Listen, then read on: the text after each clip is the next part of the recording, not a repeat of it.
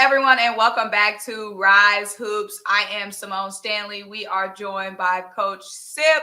You guys have probably seen him around the gym, and you will see him around the gym this summer on our Ryze circuits. Coach, go ahead and introduce yourself since this is your first time appearing on one of these videos. What's going on? Mike Cyprien. That's why they call me Coach Sip.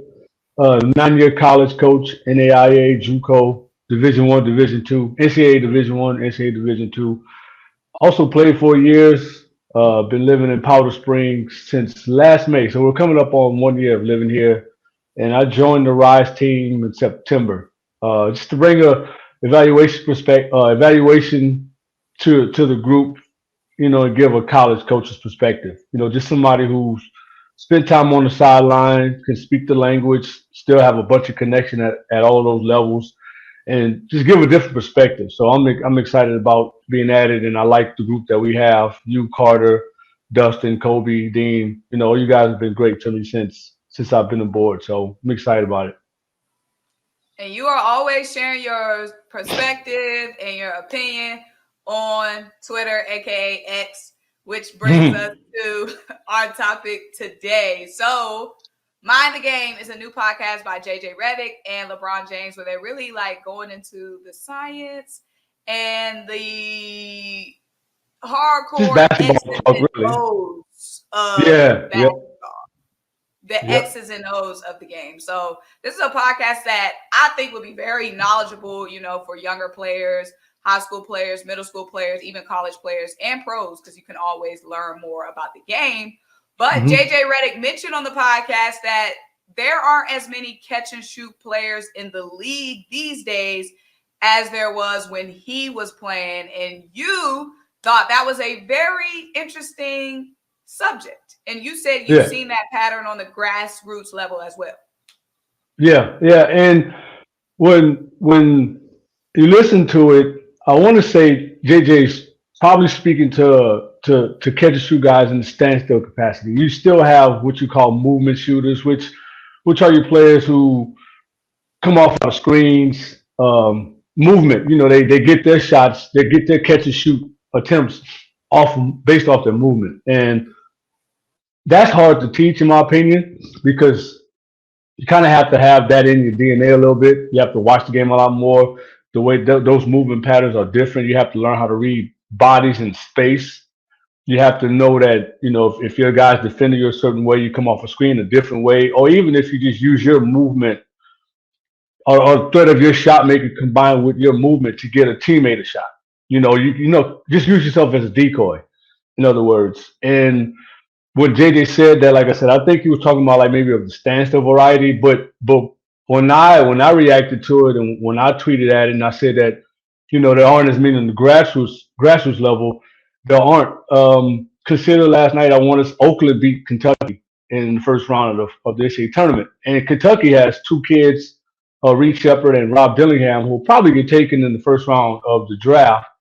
And those two guys, especially Rob Dillingham specifically, he's lauded for what he can do off the dribble. He can create for himself off the bounce. He's a real good finisher in the paint. He can shoot it off the dribble, but not much has talked about as far as how he shoots off the catch. And Reed Shepard is kind of the opposite, where he can shoot off the catch. But the guy who beat him last night for Oakland, he made a whole lot of shots off the catch. Didn't do a whole lot of dribbling.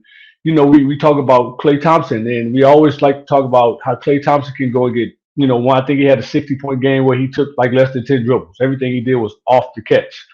You don't have as many of those performances at the grassroots level, and a lot of it is, in my opinion, now. I don't want to speak from anybody else's perspective, but in my experience as a former college coach, sitting in workouts, sitting in high school practices, now, providing skill development and just, going to gyms and taking mental notes. There's as many workouts with a lot of catching and shooting scripted in. A lot of it is what they call bag work. A lot of stuff off the dribble, isolation stuff. And there's nothing wrong with that, Symone, because there's going to be times in the game where you're going to need to create for yourself, especially if you're playing with a shot clock, because you got 30 seconds, and there's going to be times late in the clock where your coach may say, all right, space out or flatten out, and you have your one-on-one opportunities. But if you and I are on a team, Symone, you are that girl, and you're gonna get the lion's share of the touches.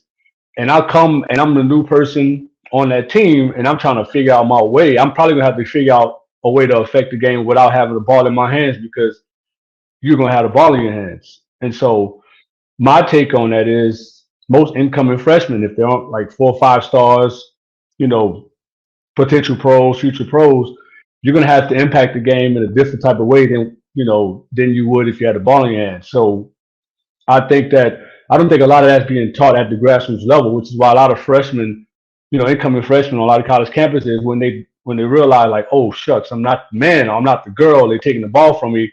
What do I do?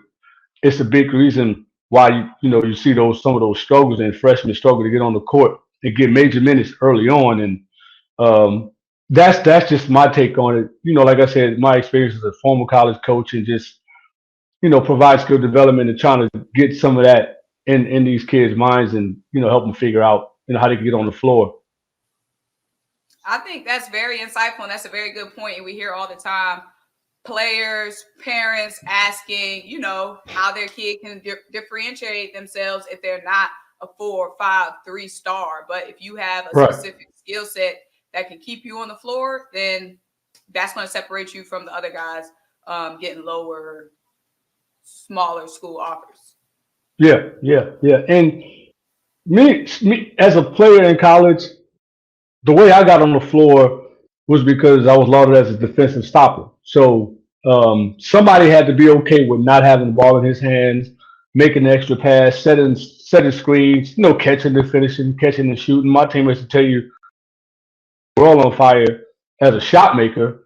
But I lean on that experience to give it to even a 4 or 5 star kid. Like Cooper Flag, him and Ace Bailey, they're gonna get to a point where everybody else is gonna be as athletic or as talented as they are, and they'll stop. Somebody will stop them from being who we see them now. Ace is most time than now when he stepped on the court was one of the most, if not the most talented player on the floor. Same with Cooper Flag. But at some point, they're not going to be that person. So now the question will be, how can you impact the game without having the ball in your hands? And some of our favorite players are hard to stop. Everybody likes to talk about how Kyrie Irving handles the rock, and how skilled he is with the ball in his hands. But he works well next to Luke. He can catch and shoot. He can read screens. He can cut. He can operate without the ball in his hands. Same in Boston with Jason Tatum and Jaylen Brown. Each one of those guys are comfortable with the other having the ball because he knows that I can catch and shoot. I can space. I can cut. I can do other things and impact the game without the ball in my hand. And then my favorite team, the Pelicans, you know, it's Brandon Ingram and Zion. They both neither Zion doesn't shoot. He has the ball in his hand. He's going to the basket all the time. And when Brandon gets the ball, he's going to the basket. He's got the ball in his hand all the time. Neither one of those guys are comfortable spacing and catching and shooting or cutting. So, people wonder if those two guys are fit. And that's kind of where I am with it, when I try to give that information to the younger players. There's more to the game, especially at the college level. They want to know, can you defend? Obviously, can you rebound? Can you cut? But what can you do to help us win without having the ball in your hands for the whole shot clock? And then when you get it, can you make something happen, with 3 to 5 seconds? Because you can't just dribble the air out the ball anyway. I like it. All makes sense. I saw you fighting in the Twitter streets, in the comments.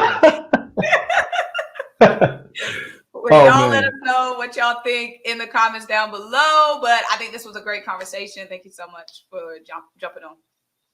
Thank you. Of course. Well, I'm Symone. He is Coach Sip. This is Ryze Hoops. Thank you, guys.